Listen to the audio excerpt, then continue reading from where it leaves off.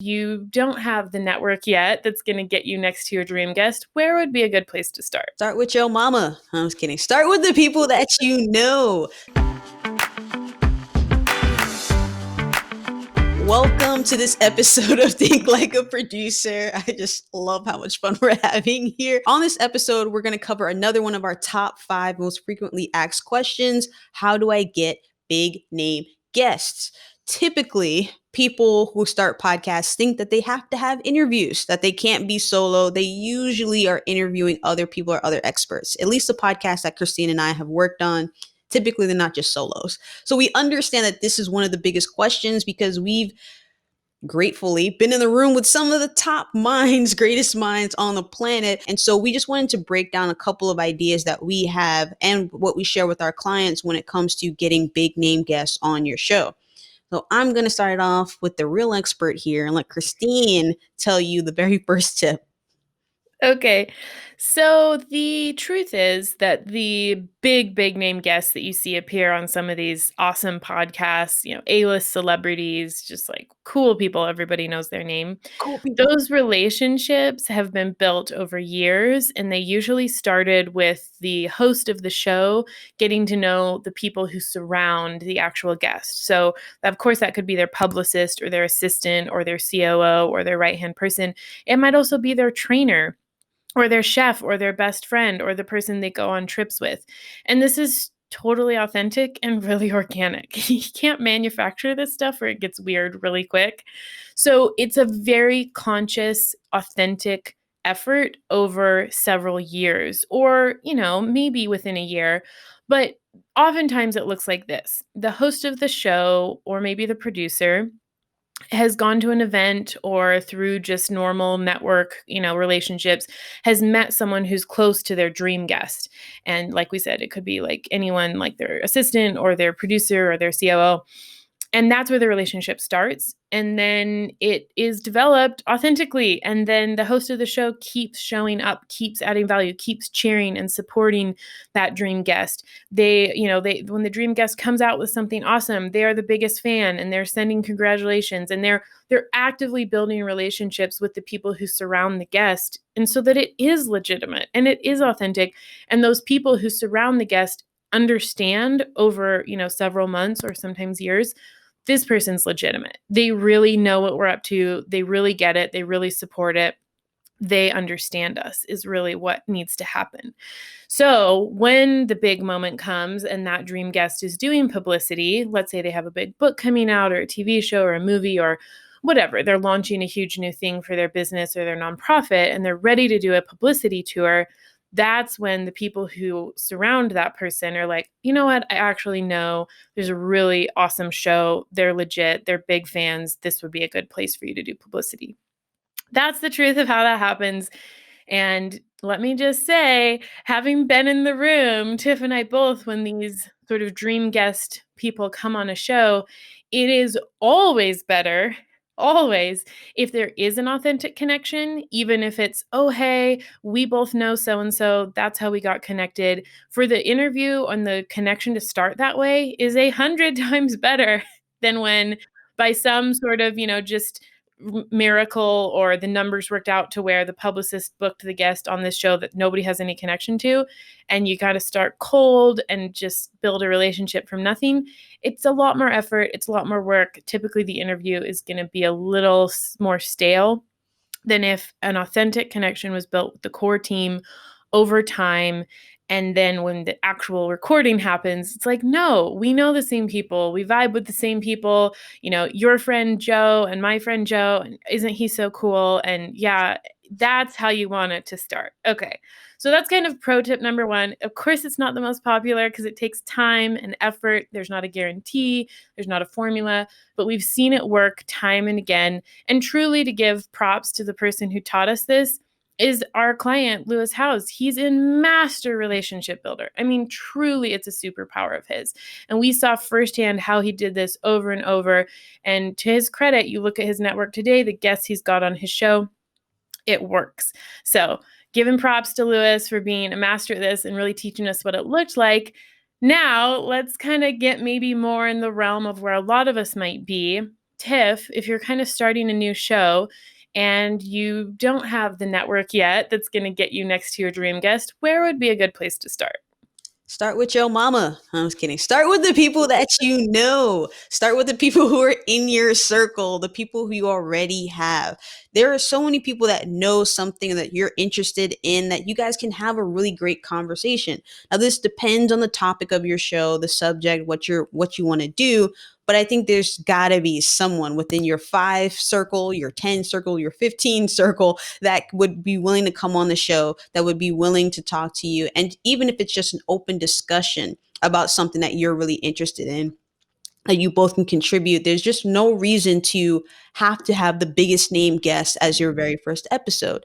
The benefit of starting with the people that you know that you're already comfortable, there's already a conversation going on. I think Christine and I, one of my sort of like best parts about doing this show with her is that we have talked to each other for 5 years. So having conversations with each other is not hard. If anything, we have to remember that we have to turn on the camera and start recording the show because we'll just talk to each other when we have our sessions and everything. So it's going to bring out your most authentic self, in our opinion. It's going to have you be comfortable because everything else is going to make you nervous. This is your first episode. It's your first guest.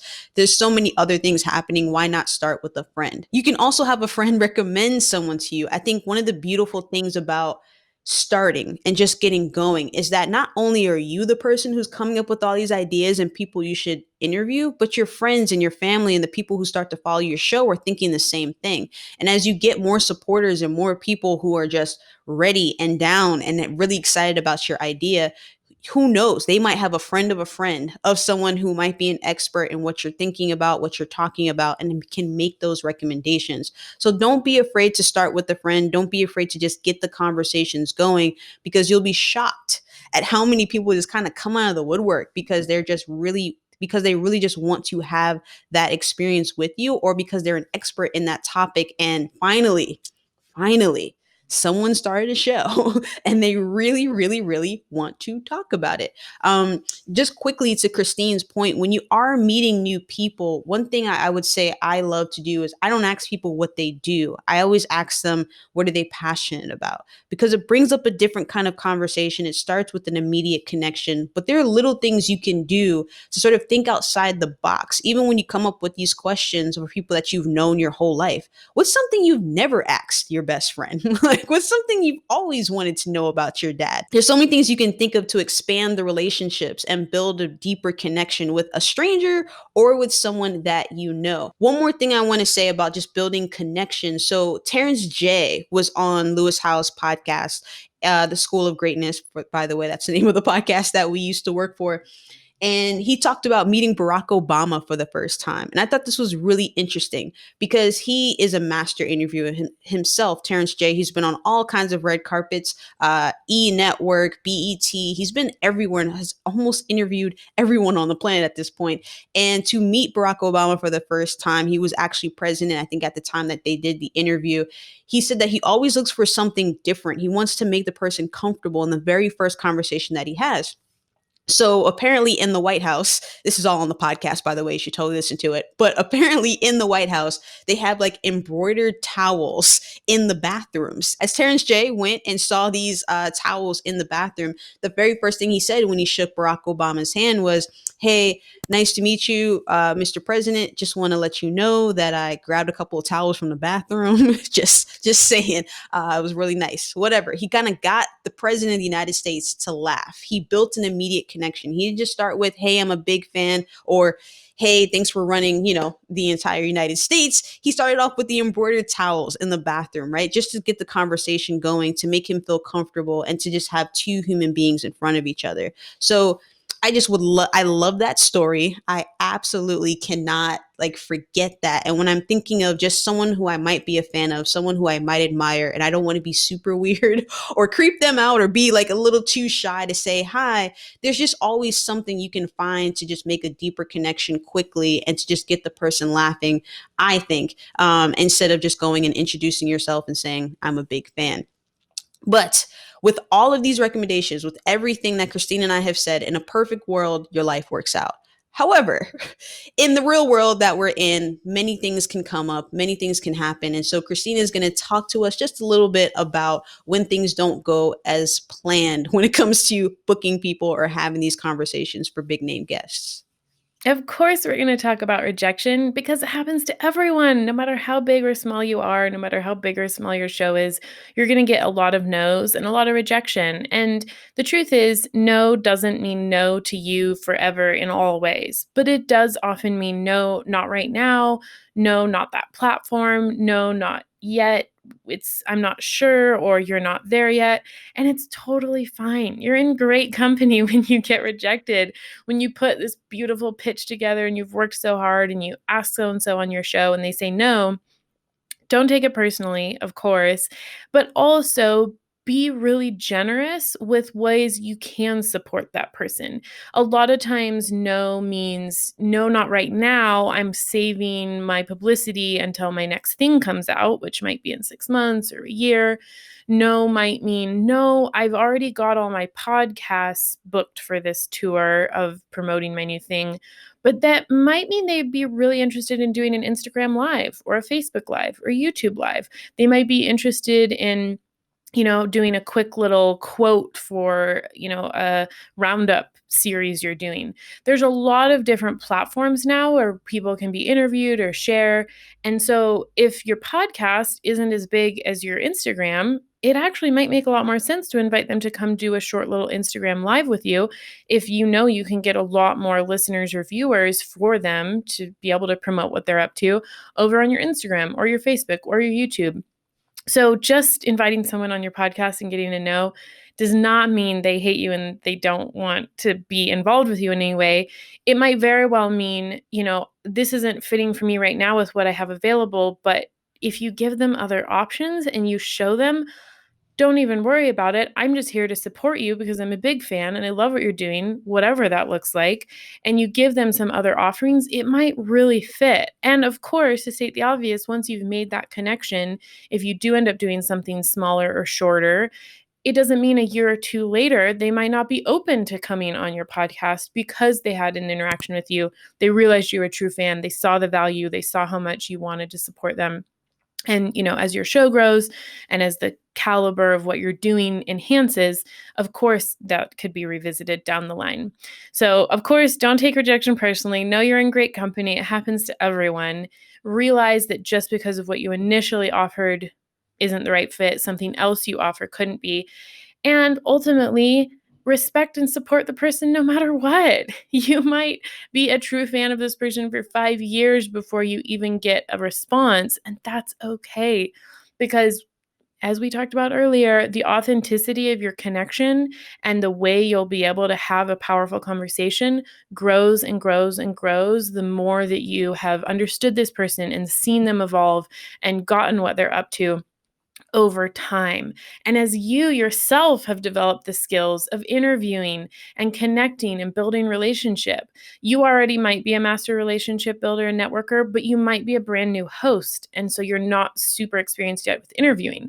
Or you might be a really experienced interview, but you're trying to do it in a new format that you've never tried. And so give yourself some grace and some patience and realize if somebody says no right now, that might be a blessing, because if they say yes in a year when I'm way better experienced and equipped to actually hold the kind of conversation that's the best version of what we can create together, it was worth it to wait. Christine and I will, of course, go more in depth with all these conversations. We'll talk about relationship building on different episodes.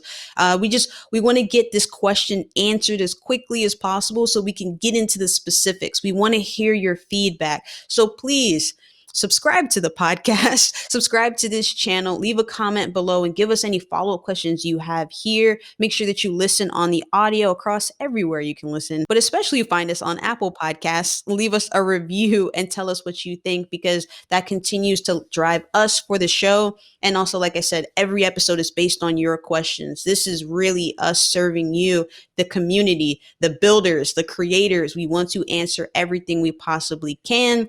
And I think one last thing I do want to say, I'm excited about this episode that's probably going to post right after this one here, about taking a break, because I think when we talk about building relationships and building shows and having enough interview ease for your episodes and everything, people can start to feel very overwhelmed. How do I get 30, 50 people to be on my show, let alone people now who have had hundreds of episodes, hundreds of interviews? How do I get myself there? And so Christine and I break down in our You Deserve a Break episode, we talk about scheduling yourself, and we talk about giving yourself the opportunity to have seasons and breaks. So instead of you having that pressure of booking 15, 30 people right now, maybe you just book 5. Maybe you mix in some solo episodes. Like I said, this conversation will continue to kind of happen a little bit down the road, but definitely take a listen to that episode. If this one resonated with you and you're like, okay, cool, I'm understanding I get to book a lot of guests, maybe setting some realistic goals for yourself. I think that our Take a Break, You Deserve a Break episode will really support you right after watching this one.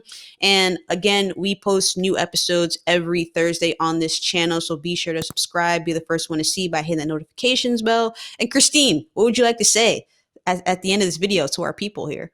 Thank you so much for watching. We'll see you on the next episode of Think Like a Producer. If you want to learn more about our journeys becoming producers, what we do now, basically our entire backstory, check out this episode right here. Recording on this piece. We're going to talk about the and and